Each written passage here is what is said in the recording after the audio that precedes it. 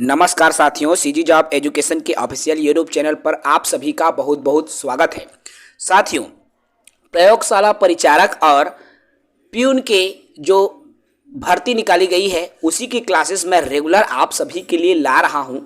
एक एक करके कंप्लीट जो चैप्टर है आप सभी के लिए प्रोवाइड हम करवा रहे हैं। जो भी साथी नए होंगे हमारे यूट्यूब चैनल को सब्सक्राइब कर लेंगे। आज की सेशन में मैं बात करूंगा महाजनपद काल पर, इसके अलावा मैं बात करूंगा साथियों मौर्य काल पर भी। ठीक है, तो चलिए शुरू करते हैं। महाजनपद काल भारतीय इतिहास में एक काल सर्वाधिक महत्वपूर्ण माना गया है। ये जो महाजनपद काल है वो भारतीय इतिहास में बहुत ही इंपॉर्टेंट है। यहाँ भारत का व्यवस्थित इतिहास मिलना प्रारंभ हो जाता है। अर्थात देखो, ये जो महाजनपद काल है इसको 16 महाजनपदों में बांटा गया है संपूर्ण भारत को। ठीक है, संपूर्ण भारत को 16 महाजनपदों में बांटा गया है, याद रखना। ठीक है भाई, इस काल में छत्तीसगढ़ चेदी महाजनपद के अंतर्गत शामिल था।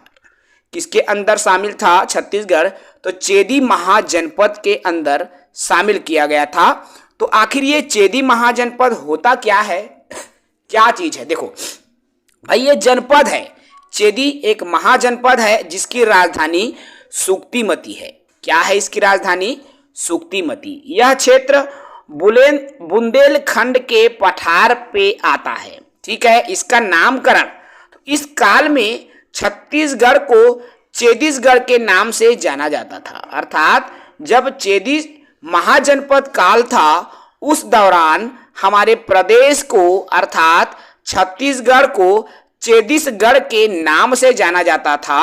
और इसको इतिहासकार हीरालाल के अनुसार अर्थात उन्हीं के अनुसार जो है इसको चेदीसगढ़ के नाम से जाना जाता था। लेकिन धीरे धीरे समय बीतने के बाद इसमें अपभ्रंश शैली में ये परिवर्तित हुआ और छत्तीसगढ़ के रूप में इसका नामकरण हो गया। ठीक है, समझ में आ रहा है भाई? आगे बढ़ते हैं। देखो, अब आगे हम इसमें बात करते हैं मौर्य काल की। ठीक है, मौर्य काल पर मैं बात करता हूं तो मौर्य काल के अंदर सबसे पहले आता है आपका चंद्रगुप्त मौर्य। आप सभी जान रहे हैं मौर्य काल के संस्थापक कौन थे भाई? चंद्रगुप्त मौर्य थे। ठीक है, मोस्ट इंपॉर्टेंट है, वर्तमान में अभी जो शिक्षक भर्ती हुआ था उसमें पूछा जा चुका है। तो चंद्रगुप्त मौर्य के शासन में समूचे भारत जो है 5 प्रांत में विभक्त था, है ना। जब चंद्रगुप्त मौर्य का काल आया तब भारत 5 प्रांत में विभक्त था और इनमें से छत्तीसगढ़ का उत्तरी भाग प्राची प्रांत के अधीन आता था। ठीक है, छत्तीसगढ़ का उत्तरी भाग प्राची प्रांत के अधीन आता था, किंतु मध्य दक्षिण छत्तीसगढ़ कलिंग प्रांत के अधीन आते रहे होंगे। ठीक है, 5 प्रांत में जो है छत्तीसगढ़ भी एक आता था। क्लियर भाई? विभिन्न ऐतिहासिक पुरातात्विक साक्ष्य के अनुसार मौर्य काल में छत्तीसगढ़ के उत्तरी भाग को छोड़कर शेष छत्तीसगढ़ का भाग कलिंग प्रांत का हिस्सा था, किंतु अशोक के कलिंग विजय के पश्चात छत्तीसगढ़ मौर्य साम्राज्य का भाग बना था। ठीक है, छोटी छोटी बातें हैं, छत्तीसगढ़ की हम बात कर रहे हैं तो छत्तीसगढ़ से संबंधित बात करते हैं। अशोक कालीन छत्तीसगढ़ के मौर्य कालीन साक्ष्य सिक्के, अशोक काल के साक्ष्य हैं सिक्के। ठीक है, छत्तीसगढ़ के विभिन्न स्थानों में मौर्य कालीन चांदी और तांबा के सिक्के प्राप्त हुए हैं। कहां कहां प्राप्त हुए हैं देख सकते हो। जिला शक्ति में ठठारी अर्थात शक्ति जिला के ठठारी नामक गांव में मौर्य कालीन रूप भाषक सिक्का प्राप्त हुआ है। जांजगीर जिला के अकलतरा के इसके पास कोटगढ़ की बनावट प्राचीनता भी इसी समय की विशेषता को आभासित करता है। सारंगगढ़ के बारवा देव गांव में भी आपको यही जो है परिदृश्य होता है। रायपुर के तारापुर, आरंग और उड़ेला में भी आपको जो है सिक्के प्राप्त हुए हैं सोने। देखो, इसमें तांबा और चांदी के सिक्के मिले हैं अशोक कालीन। ठीक है, ये साक्ष्य है भाई। चांदी के सिक्के कहां कहां मिले तो अकलतरा जांजगीर चांपा जिला में आता है, तारापुर जो कि रायपुर में आता है और सारंगगढ़ में चांदी के सिक्के प्राप्त हुए। ठीक है, क्लियर है भाई यहां तक। इसके अलावा यह कहा जाता है कि छत्तीसगढ़ में पाए जाने वाले जो पुरातात्विक सिक्के हैं ईसा पूर्व दूसरी सदी से संबंधित है। इसका मूल्यवान सिक्कों का नाम आहत मुद्रा या पंचमार्क मुद्रा है। याद रखना भाई, मोस्ट इंपॉर्टेंट है ना। ठीक है, एक और जानकारी आती है यात्रा वृत्तांत की, अशोक कालीन है ना। तो चीनी यात्री जो वेन सांग के यात्रा विवरण, अशोक ने यहाँ अनेक बौद्ध स्तूपों का निर्माण करवाया था। अशोक ने अनेक बौद्ध स्तूप का निर्माण कराया था। इसी कड़ी में तुरतुरिया, जो कि जिला बलौदा बाजार में आता है, नामक स्थान पर है। तो तुरतुरिया में मौर्यकालीन बौद्ध भिक्षुओं का विहार था, जहां बुद्ध देव की विशाल मूर्ति विद्यमान है। ठीक है, ऐसे ही शिलालेख आता है साथियों, रामगढ़ की पहाड़ी में स्थित सीता बेंगरा और जोगी मारा की गुफा, जो कि सरगुजा में है। अर्थात इस काल में 2 अभिलेख छत्तीसगढ़ सरगुजा से मिले हैं। इन अभिलेखों की जो भाषा है पाली एवं लिपि ब्राह्मी है। ठीक है, इनकी खोज 1848 ईस्वी में कर्नल आउसले ने की थी। किसने की थी भाई?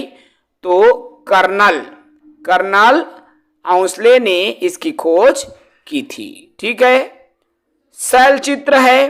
शैल चित्र भी जोगी मारा की गुफा में नर्तक देवदत्त और नर्तकी सुतनुका के प्रेम गाथा का वर्णन रामगढ़ की पहाड़ी में स्थित जोगी मारा की गुफा में है। नाट्यशाला की भी यहाँ पर साक्ष्य हैं।